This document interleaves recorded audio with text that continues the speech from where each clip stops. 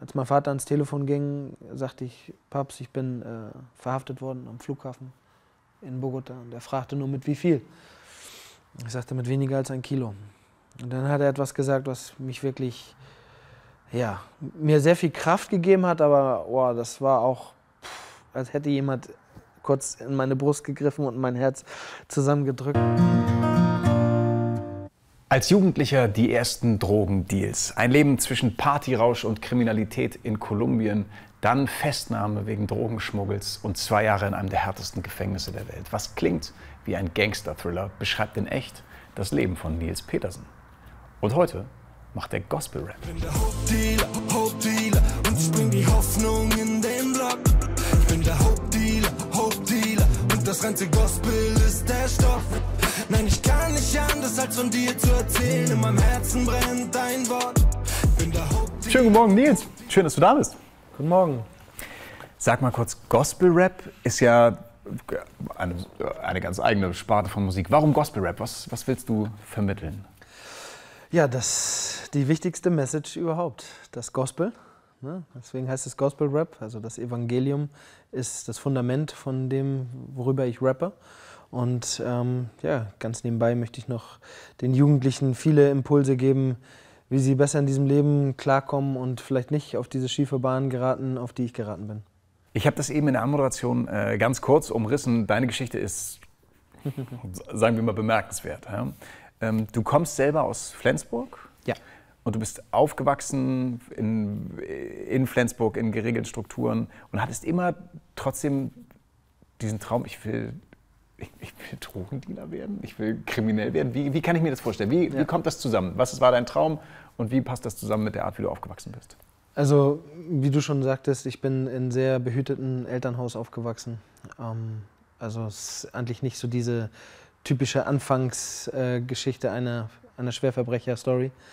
Und ich hatte auch nicht den Traum, unbedingt Drogendealer gleich zu werden. Ich hatte den Traum, Millionär zu werden. Das waren so die ersten Schritte.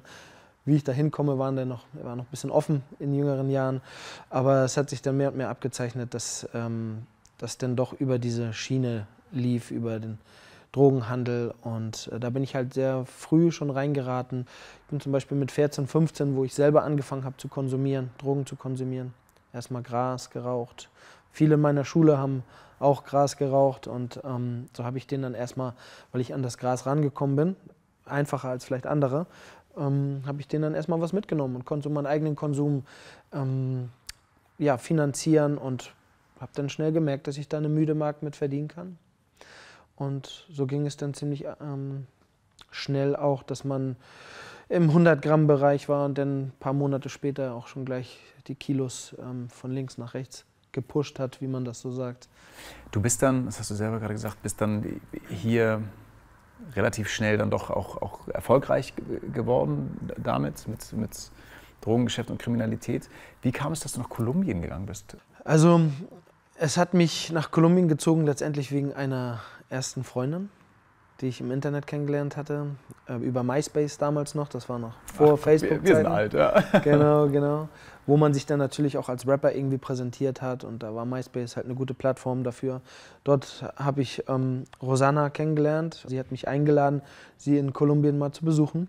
Zu der Zeit hatte ich halt das nötige Kleingeld und so war das dann für mich die erste Reise, die erste Motivation, letztendlich eine Frau mit dem Gedanken im Hinterkopf, da ist ja auch letztendlich das Ursprungsland, Produktionsland, wo dieses Dreckszeug, was ich damals verteilt habe, verkauft habe, dass es dort hergestellt wird. Und auch da gab es dann immer Momente in meinem Leben, zum Beispiel war der Film Blow. Ich weiß nicht, kennst du diesen Film mit Johnny Depp, wo er diesen Gringo spielt, der zu den Zeiten in den 80er Jahren für Pablo Escobar, diesem großen Drogenbaron aus Kolumbien, letztendlich irgendwie 80% des Kokains nach USA bringt. Und dieser Film hatte doch auch einen ziemlichen Trigger-Moment in meinem Leben. Das meinte ich nämlich gerade mit dem Popkultur-Einfluss, so, ne? weil es ja schon so Idealbilder gibt von so Kokain- Bossen, die dann immer aus Kolumbien kommen. Und Ja, sowas, ne? ja, genau. Ja. Und das hat mich dann wirklich auch sehr angezogen. Zu der Zeit habe ich war ich jetzt noch nicht so groß im Kokaingeschäft in Deutschland. Das ging gerade erst irgendwie los. Da war ich größer im Grasgeschäft und anderen Dingen. Das ging dann erst mit dem Kokain los. Aber dieser Film, der hat mich wirklich gepackt. Und ich habe mir da gesagt, ich würde eigentlich echt mal gerne nach Kolumbien und dick ins Kokaingeschäft einsteigen. Das waren so die Gedanken, die man hatte, weil man sieht ja in diesen Filmen, in diesen Gangsterfilmen oder in diesen Drogenfilmen, sieht man ja immer nur die goldenen Zeiten, die dann einen so packen. Aber wenn man es mal ganz genau nimmt und jeden Film mal wirklich bis zum Ende ganz konzentriert guckt, dann sieht man, jeder dieser Filme hat kein Happy End. Die landen, also es geht immer schlecht aus. Ja. Und das ist auch das, was ich den Jugendlichen heute mitgeben möchte. Ich möchte denen diesen Impuls geben, dass sich Verbrechen nicht auszahlt, weil ich es wirklich auch erfahren habe und dass es immer in der Grütze landet. Du bist dann aber trotzdem dahin gezogen und hast dir ein Leben aufgebaut. Wie kann ich mir das vorstellen? Ja, es war halt dann doch die Frau, in die ich mich verliebt habe und sie sich in mich und habe mich dann entschieden, dort zu bleiben. Ich hatte dann in Flensburg meine Zelte abgebrochen und bin dann nach Kolumbien ausgewandert. Und was ich dann davor habe, gucken wir dann mal. Bei meiner ersten Reise habe ich dann aber auch gleich Männer kennengelernt, die tief verwurzelt waren in kartellähnlichen paramilitärischen Strukturen. Zu der Zeit gab es halt nicht mehr diese großen Kartelle, sondern das waren so eine Ableger, paramilitärische Strukturen. Und da habe ich meinen ersten kolumbianischen Partner kennengelernt, bei meiner ersten Reise schon gleich, El Mono, sein Alias, den ich sagen kann, weil er nicht mehr unter uns weilt. Und so nahm es seinen Lauf.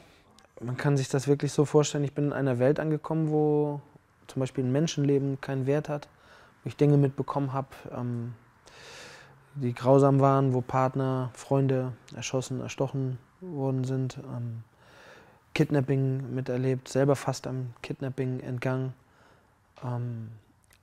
Ich wurde auch fast selber in einem Attentat umgebracht, wo ich mich noch retten konnte, von der Brücke springen musste und mir beide Füße gebrochen habe. Und also jede Menge erlebt, ansonsten High Life halt. Aber fast gekidnappt zu werden, Menschen um dich rum sterben, Menschenleben sind nichts wert, du musst von der Brücke springen, um zu fliehen, brichst dir beide Füße. Ja. Wie kann es das wert gewesen sein? Ja, in dem Moment war man halt noch komplett verblendet. Man hatte diese Illusion vor Augen, das richtig, richtig dicke Geld zu machen. Und man war dem ja auch immer so einen kleinen Fitzel davor. Man hatte die Kontakte hier vor Ort in Europa, man hatte jetzt die Kontakte in Kolumbien und man wollte da Routen aufbauen und man weiß, wenn man eine Route hat, die gut funktioniert, dann ist man ganz, ganz schnell Multimillionär und das war dann so diese Illusion, was einen immer angetrieben hat, dieses schnelle Geld. Du hast es ja gesagt, Menschenleben waren nichts wert. Also am Ende ging es um Leben und Tod. Ja. Du hast auch von deinem Partner gesprochen, dessen Namen du sagen darfst. Weil er nicht mehr lebt. Genau. Na, wie ging es weiter dann? Ja, immer weiter runter die Abwärtsspirale. Der erste Partner El Mono, auch der zweite Partner El Propio, auch dessen Namen kann ich sagen, jetzt weiß man ja warum, oder sein Alias, auch genauso geendet wie El Mono. Und weil ich halt ein neues Geschäft mit einer Organisation an der Küste eingeleitet hatte, wo El Propio investieren wollte und mein Investor plötzlich weg war, musste ich selber sehen, wie ich jetzt dieses Geld auftreibe und habe einen Backpacker-Rucksack präpariert mit einem Chemiker, wo wir in diesem Schaumstoffrücken des Backpacker-Rucksacks einen doppelten Boden reingebaut haben, so wird das genannt. Und in diesem doppelten Boden haben wir 600 Gramm Base, ein Vorprodukt von Kokain, eingearbeitet. Und das wollte ich dann selber von Bogota über Paris nach Hamburg schmuggeln mit dem Flugzeug. Und wusste aber, dass es 50-50 ist, ob ich da festgenommen werde oder nicht. Der Chemiker, mit dem ich das präpariert hatte, der sagte mir, er hat es selber schon 4-5 Mal ausprobiert und hat es gut geklappt. Und so habe ich mich einfach ins kalte Wasser geschmissen und habe gesagt, ich muss jetzt schnell an Geld kommen. Und es war zu der Zeit dann auch mir wirklich egal. Das klingt jetzt nicht wie der beste Plan der Welt, aus Bogotá mit einem Backpacker-Rucksack Drogen zu schmuggeln. Das klingt eher so, als wie du wirst auf jeden Fall rausgeholt oder so. Ja, wie gesagt, also das war mir auch von vornherein klar. Ne? Also 50-50. Es kommen auch Leute durch. Also und du wurdest rausgefischt und verhaftet. Richtig. Wie ist deine Geschichte weitergegangen? Ja, die Achten haben geklickt, die Handschellen, direkt am Flughafen. Ich wurde festgenommen und bin dann direkt vor den Haftrichter gekommen. Der hat mir 8 bis 12 Jahre gelesen.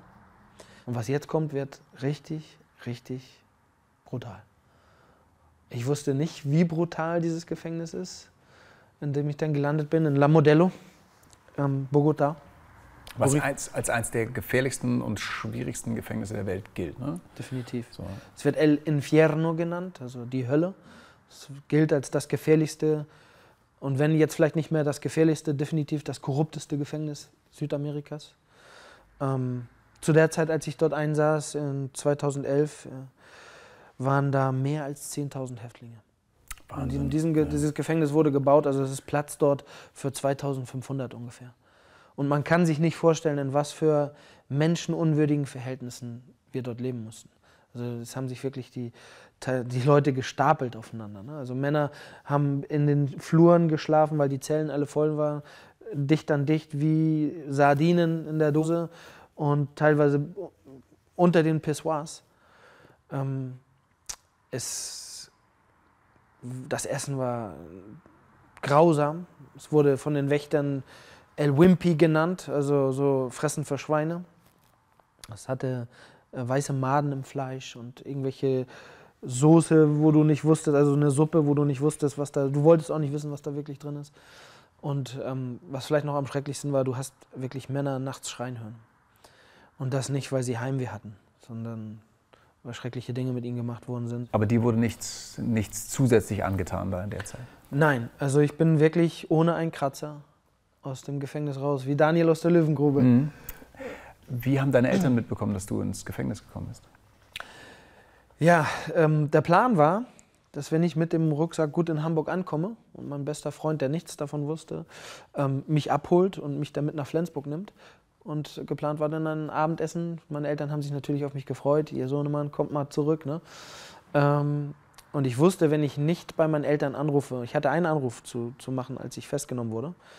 Und ich wusste, wenn ich nicht anrufe, meine Mutter stirbt vor Sorgen. Und ich habe bei meinen Eltern angerufen. Es muss dort so von der Zeitumstellung irgendwie 3 Uhr nachts gewesen sein. Meine Mutter ging ans Telefon und ich sagte ihr dann nur, bitte gib mir mal Papa. Da wusste sie, hat sie wahrscheinlich gemerkt, dass es jetzt nicht so eine gute News kommt. Und als mein Vater ans Telefon ging, sagte ich, Paps, ich bin verhaftet worden am Flughafen in Bogotá. Und er fragte nur, mit wie viel? Ich sagte, mit weniger als 1 Kilo.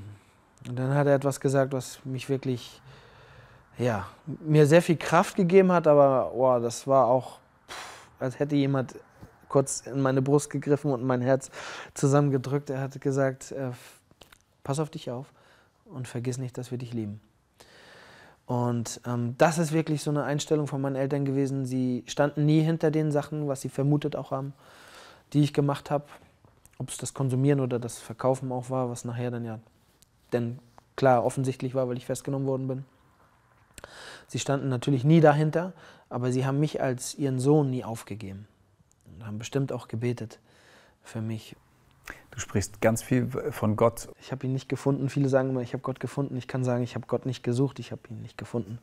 Aber er hat mich gesucht und er hat mich gefunden. Und zwar dort in der Hölle auf Erden, in diesem Gefängnis in La Modelo. Dort ist mir der Himmel begegnet.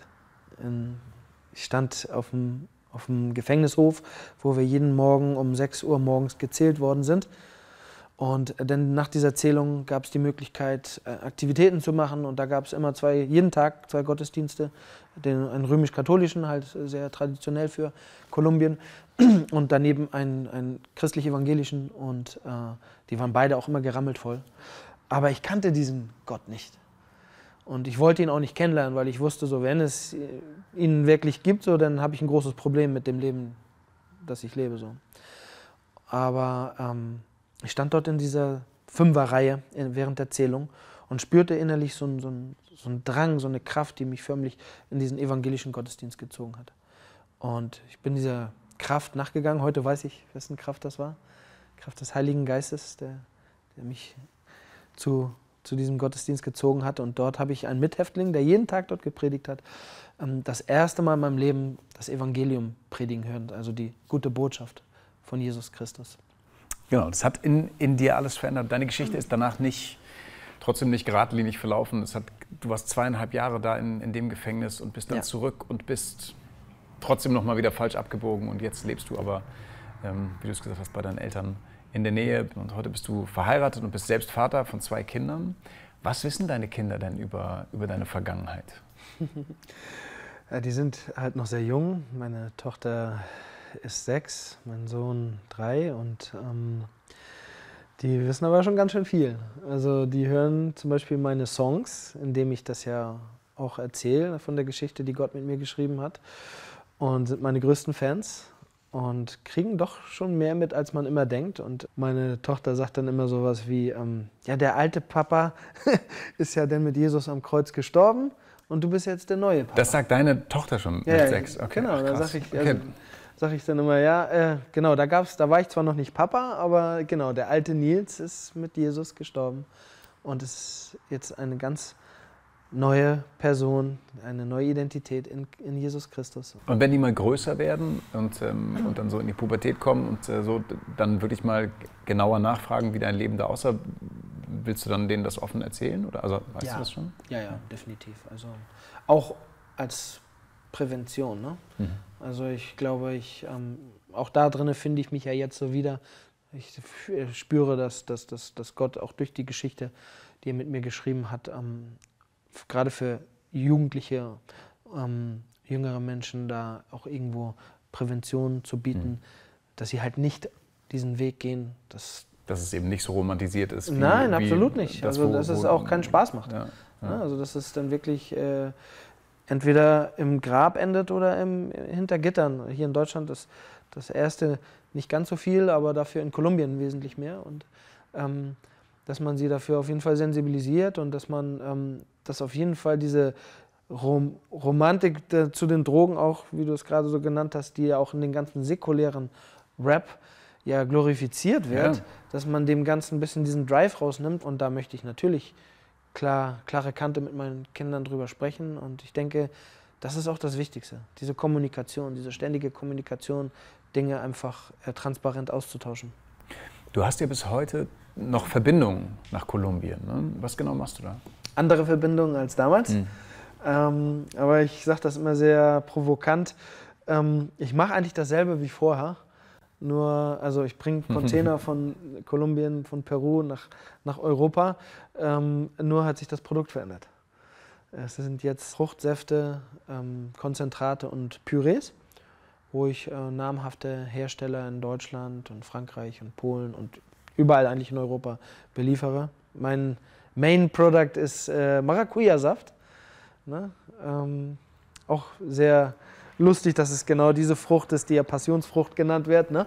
Ah, ja, okay. Und ihren Namen ja nicht, also hat sie von portugiesischen Missionaren, hat sie diesen Namen bekommen, weil sie die Passion Christi in der Blume der Maracuja irgendwie abgebildet sehen konnten. Aber ich habe auch eine Firma gegründet in Kolumbien und da betreiben wir mit Bauern zusammen Maracuja-Plantagen, wo wir Ex-Gefangene, Binnenflüchtlinge, alleinstehende Mütter, Täter und auch Opfer des bewaffneten Konflikts dort einen Job geben möchten, um Resozialisierung und Versöhnung auch anzutreiben. Und sowas gibt es halt in Kolumbien nicht, Resozialisierung. Ich glaube, dass es darum geht, dass du vorhin gesagt hast, dass eine der schönsten Sachen, die du erlebt hast, ist, dass deine Eltern gesagt haben, pass auf dich auf, wir haben dich lieb, und die Tür nicht zugemacht haben. Und das ist ja das, was du jetzt auch machst, ne? Da den Menschen, die vorher keine Chance mehr hatten oder keine Chance hatten, jetzt noch eine Chance zu geben. Vielen, vielen Dank, dass du deine Geschichte geteilt hast heute mit uns. Und Ihnen allen natürlich vielen Dank, dass Sie eingeschaltet haben bei So gesehen Talk am Sonntag hier in Sat.1. Seien Sie auch nächstes Mal dabei. Wir freuen uns auf Sie. Bis dann, schönen Sonntag. Tschüss.